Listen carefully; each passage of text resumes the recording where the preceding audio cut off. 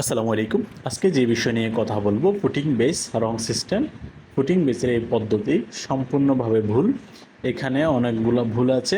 চিত্রে দেখে আপনারা বুঝে নেন, এখানে ব্লকের বদলে ইট ব্যবহার করা হয়েছে এবং কোনোভাবে ল্যাপিংকে এল দিয়ে সাজানো হয়নি এবং পাশে যে বেসটা আছে এটা কোনোরূপে ভালোভাবে সেটিং করে নাই। এবং এই পদ্ধতিতে যদি আপনি বেস করেন তাহলে ঘরের অনেক ধরনের সমস্যা হতে পারে, রডের সমস্যা হতে পারে এবং এই পদ্ধতি ব্যবহার করা যাবে না। এইরকম ব্যবহার করে অনেকে অনেক ঘর তৈরি করেছেন, সেগুলাতে রডের সমস্যা হয়েছে, রড মরিচা ধরেছে। তাই যেই পদ্ধতিটা ব্যবহার করবেন সেটা আমরা একটু পর দেখাচ্ছি এবং এই পদ্ধতি সম্পূর্ণরূপে পরিহার করুন যেন কোনোভাবে এই পদ্ধতি ব্যবহার না হয়। এই পদ্ধতি আমরা যেটা দেখাচ্ছি ফুটিং বেস রাইট সিস্টেম সঠিক পদ্ধতি, এবং চারপাশে চারটা ব্লক সেটিং করবেন এবং কলামের নিচে একটা দিবেন সেন্টার বরাবর, এবং যে ল্যাপিংগুলো বের হবে কলামের রডের প্রত্যেকটা রডের এগুলো এল করে দিবেন, এল শেপ করে দিবেন। এভাবে হলে ঢালাই মজবুত হয়, শক্ত হয়, গুণগত মান থাকে এবং বহির্বিশ্বে যে সকল ফুটিং বেস দিয়ে যে সকল কাজগুলো হয় সেগুলার সিস্টেমে এটা ফলো করা।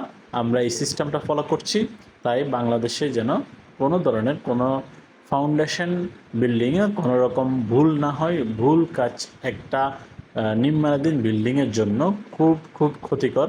তাই আমাদের ভিডিওটি দেখবেন, ভিডিওটি দেখে শেয়ার করে দিবেন।